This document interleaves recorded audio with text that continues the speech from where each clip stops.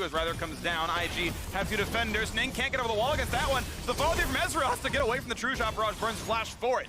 Ning barely survives. Only barely able to escape from that one. Ning still very squishy on this Khan right now. So he has to respect the damage output the Flash Wolves have. Fully completed Luden's Echo on rather the Gunblade finish for Hanabi in the top lane as well.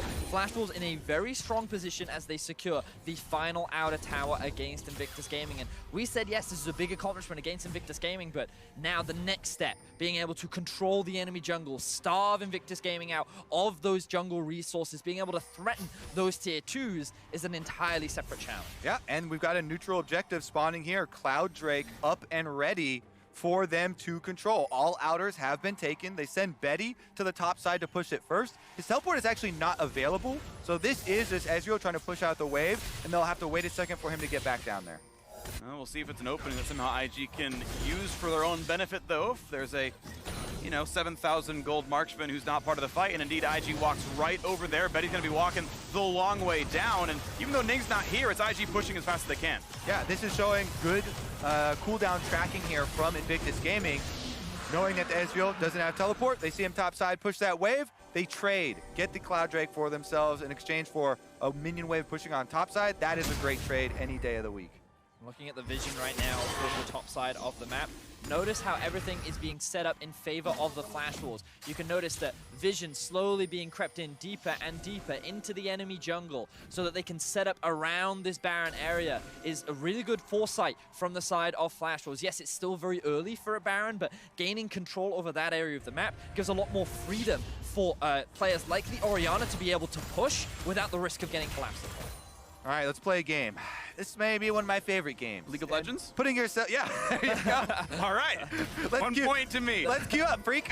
All right, sure, we're eligible. Honestly, though, putting yourselves in the shoes of Invictus Gaming and knowing that they are looking for that comeback play, they have a lot of tools available to themselves, right? We keep talking about the Shy and his Luminous Blast forward on Kennen. He does have the double spell penetration as well as Proto Belt built. Sure. So him plus the Galio plus Kai'Sa as well as Kayn all have the possibility here of jumping on one of these big plays. Now, the biggest deterring factor that they have to deal with is what Betty has just pointed out with the minimap.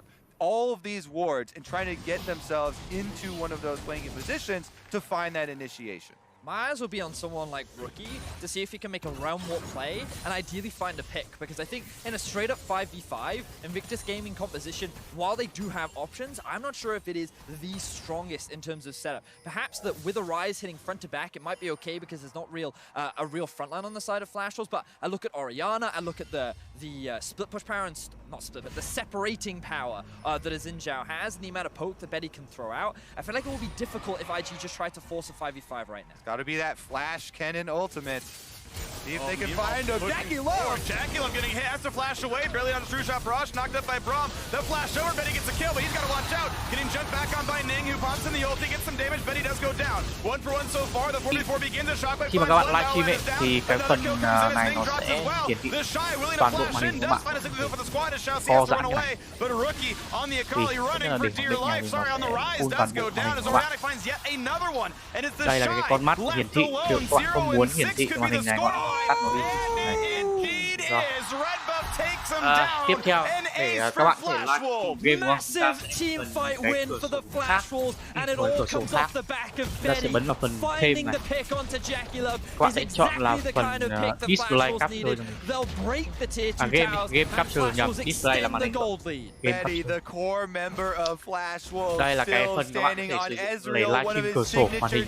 Đây các bạn có thể là bấm vào game.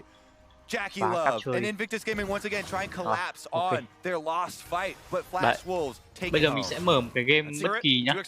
Game bất kỳ ví dụ như là mini world. They don't just cut their losses. It's literally just we must protect every man, and if a cho man bạn thấy falls, we luôn will cách hoạt động avenge như nào. I mean, it goes to correct thought, right? They're like, that's a world champion they're about to kill. We can't let them Bây giờ take các a bạn world sẽ champion down. Defend him. chỉnh mode đó là capture spec. Spec specific window. Tức là nó sẽ chỉ thu cửa sổ thôi. Và các bạn ở đây các bạn lựa chọn cửa sổ các bạn lựa chọn cho mình cửa sổ của game nhá. Ở đây nó chưa hiện rồi. But in arm's reach, IG though have been slipping farther and farther down. Flash rolls Discard putting nó on đi. great effort Bây giờ now. mình sẽ thấy lại. Nó chưa hiện cái Mi Won đúng không? Oh, this poor Kane is trying to run over the wall. Does get away from a bit of space. Boogie Force have learned that. Đây bây giờ là mình hiện Mi Won chúng ta tích vào đây. Ok. And they're not quite going to find that kill. Now you've got Ning Kia các bạn. answering back at the one that he will Bạn mà take. cho And bạn a bằng sec cách kill dấu in chậm. for Jackie Love on his own skin. Ooh, and we had a miss on the W from Boogie. Doesn't finish off the Shy, so it's an extra kill for Invictus Gaming, actually winning the skirmish on the top side. And here we saw the sustained power that Ning on the Kane does have. Even though he was in a 1 versus 2 situation, he was able to build up so much health back into his pocket, which allowed him to then dance back out and actually force Flash Rolls into this narrow choke point where Jackulov and Rookie could just dish out damage for free. 3,000 gold separates the squads. We can watch that fight one more time as Ning walks in Hanabi. This is, of course, not a close fight, but the rest of it gets a lot better. Yep, and then once he uses the ultimate, waits inside during the 2v2, tries to kite back up over the top. Once the teleport comes in from Rather, he shockwaves and immediately has to zone you. Yeah, but you can notice the positioning of Rookie and Jackulov on the outside. They're not being threatened. They're getting all of their AoE damage off without any real risk to losing their life. Meanwhile, members like the Shy, 0-6, Baolan, the tanky frontline Galio are just soaking everything up, and they're not afraid to just give up their lives because they're not worth anything anyway. Yeah, it's such a risky move there to have the Orianna teleport in on the front line. You immediately have to shockwave and use your Zonias. There's nothing left. So props to Ning for going back in, knowing that he is trading 1-for-1 here in this situation and taking down the Orianna, but that is a trade up. And this is something that Spawn always says about Ning. He's never afraid to give his life for a carry. I think a lot of people say that about Ning. It's just something that I know. It's something that I know Spawn says a lot to me. And he's like, this guy will always give up his life if he can trade it for an AD carry or a mid laner. And we see another example of it there, and it actually results in a team fight win for Invictus Gaming. Like Ning's the kind of guy who'll give his life for Raptor Camp. That guy is all right, freak. All right, you're out of your element here. I'm very aggressive. I'm gonna have to silence Freak now. All right, my bad, show guy. I'll put it back down a little bit. Either way, still a tight game. And the deficit now only 2.3k. IG have rushed the way back a little bit closer. The difficulty though is double Infernal Drake for Flash Wolves, and everyone but Braum scales beautifully off that buff. You can see big CS leads. 4-0, 8 NorCal represent. Hanabi doing very well on the Akali, and this could be very good for Flash Wolves as they are poised to kind of keep playing for that top river. Now, Ning did go for the more of Malmortius. He is going more of the defensive approach. It looks like he will be working towards the Black Cleaver next, but he just needed that early MR against the heavy AP damage that was coming out from the side of the Flash Wolves. Both the Rage Blade and the Storm Raids are also completed for Jackulov, and he's picked himself up a bit of magic resistance as well. So you can see IG heavily itemizing towards MR, and they'll slowly get tankier and tankier, and this will be harder for Flash Wolves to really burst them out in a team. Meanwhile, that damage from the AD side still coming through strong for Flash Wolves. Remember how many kills were on the Jin Sao early on.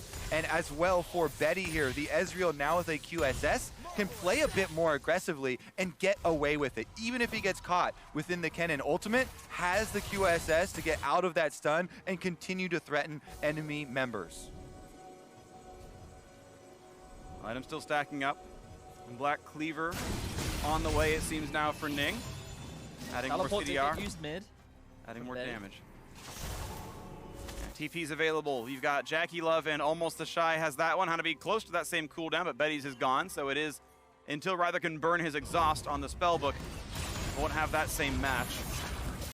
So we can also see, if we have a very quick look once again at the minimap, you'll notice that the bot lane is actually pushing in favor of the Flash Wolves. They're consistently moving towards the mid lane to get priority in this lane, and they also have top pushed up as well. This allows them to gain priority around the river and set it for this Baron. The problem that they have is that they've got no front line to be able to tank the Baron, so if they commit to it, they run the risk of taking a lot of damage before the fight even starts. Meanwhile, Invictus Gaming trying to check here with all the control wards put down by Flash Wolves. He's not strangled all the vision just yet. There is, you can see that red health barred ward up at the top of the Baron pit. Hanabi on his own control walking away, but Rookie can knock down the vision. Shouldn't be a fight here. Actually even spots them with the long range overload. It's direct hit. Yeah, battleship sinking. It's gonna be okay so far. And now spots him yet again. Will this be a fight on a rookie? No. He's got the Banshee's shield down. Banshee's veil down. Let's go. That is a longer cooldown than Twilight Shroud, so theoretically, advantage gained Flash Wolves. 16-8 now in kills. A quick tag on a Jackie Lip. He can sustain that, no problem, though. Has some lifesteal. My biggest concern right now for Flash Wolves is it feels like that the game is stagnating a little bit. Even though they have the lead, they feel a little hesitant to push it because of how the last fight went. And they recognize that Invictus Gaming are very good team fighters, and if they mess things up, it could result in a Baron going over to IG. So even though you know, they want to show that respect, I still want to see them like push their vision deeper, force Invictus Gaming into this awkward position, and actually get that team fight that you have the ability to win. Again, the biggest advantage here for Flash Wolves is the pressure that they have on Summoner's Rift. Top pushed in, bottom pushed in, vision control around Baron. They're supposed to be forcing Invictus Gaming into the dangerous spot of checking into the Baron. And that's when you hit them with the Braum ultimate, Xin Zhao charging in with the Orianna ball. Those tools need to be used to continue to force mistakes out of Invictus Gaming. Yep. You cannot sit back and beat the world champions. Gold deficit, only 1,700 now. It's actually getting closer and closer over time. IG, off of a catastrophic start, have more than halved the gold difference from about 10 minutes ago. And they still wait. Baron's still not taken off the table. We get to the 29th minute now, and IG poised to make this comeback happen and look for that 5-0 at the first round robin. Flash Wolves in the driver's seat for now, but it feels like they don't have the seatbelt on. Could be in danger here for Hanabi, but he just used the blast cone to get out. The other thing I want to draw viewers' attention to is the levels between the two teams, because while Flash Wolves have just been grouping up trying to gain lane priority, Rookie's been farming the side lane. He's now level 15. Jackie Love has been picking up the farm in mid. He's now level 15. Boogie flank. Okay, they find it slow into the shot, put him to half HP, but even lower now on the Xin Zhao, and you've got Ning here. The flash gets him to safety redemption. He'll stand in that, stay alive here on this. That's a lot of defensive utility used there. No more Sterix gauge pop here for Boogie, as well as the flash being burned.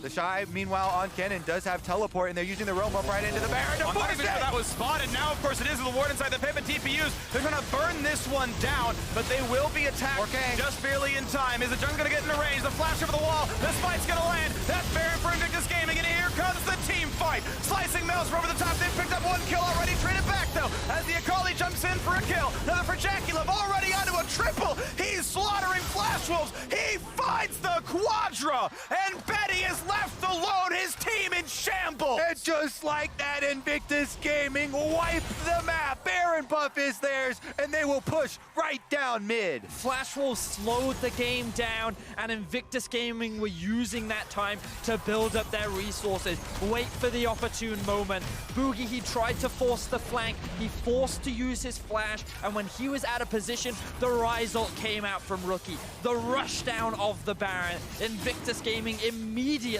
swing the game heavily back into their control. Again, even with the pace of this game and the Flash Wolves picking up so many kills around the top side, I never felt that Invictus Gaming got worried. And there, they flip the switch. Rise ultimate into the Baron. They force it down so quickly, and then winning the team fight after. Now they have the game in their hands. The Shy putting his life down for the carry.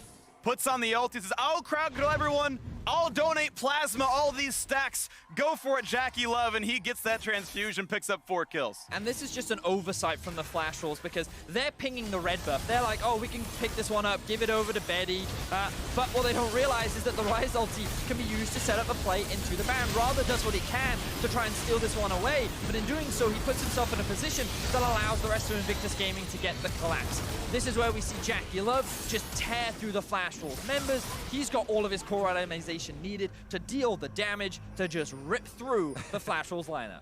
Yeah, the Shy, you know, what's one more death? 0-7. Definitely very well worth it there.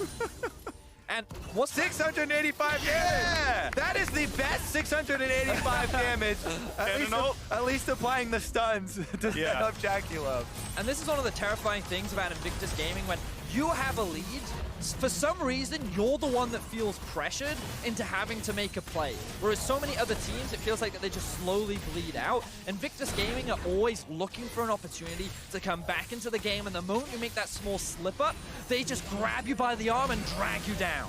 Here we go. Flash Wolves looking to answer. Ult by Jackie Love, still knocked out by the Braum, though. Really good damage comes in. They will find the shutdown. A good shockwave in for either. Flashing and prevent more damage. They've got Rookie in their sights, but in comes Ning now, putting his face in the front. And now you've got a stun coming out of the Shy. Trying to build space. They will knock down Hanabi. And the rest of the squad running away, though, as indeed Ning did die. Battleline's ult comes in but doesn't find a stun. This kill so far is 2 for 1. Favors still towards Flash Wolves. That was huge for Flash Wolves. Honestly, the Baron push was coming for their inhibitor turrets moments away, and they choose their moment. We've been talking about Invictus Gaming still looking for their opportunities, but Flash Wolves here deserve credit. They flash in immediately, take down Jackie Love. They see the AD carry apart from the rest of the team, and they pounce. Yeah, I actually really love this play from the Flash Wolves because Invictus Gaming, they were setting up for this 1-4 play where they were going to push in both top and mid lane, and Flash Wolves just saw the opportunity and went for it. A teleport flank came in from Hanabi. This kind of forced IG to split apart, and in that choke point, it was very easy to get the shutdown onto Jackie Love. Boogie charging in, Shousey flashing for it on the Braum, and they make it worth. Putting a stop to the Baron push is so big for them in extending this game. All right. We're back onto the map now with a bit more of a neutral state. That Baron power play, something like 4,000 though. And Invictus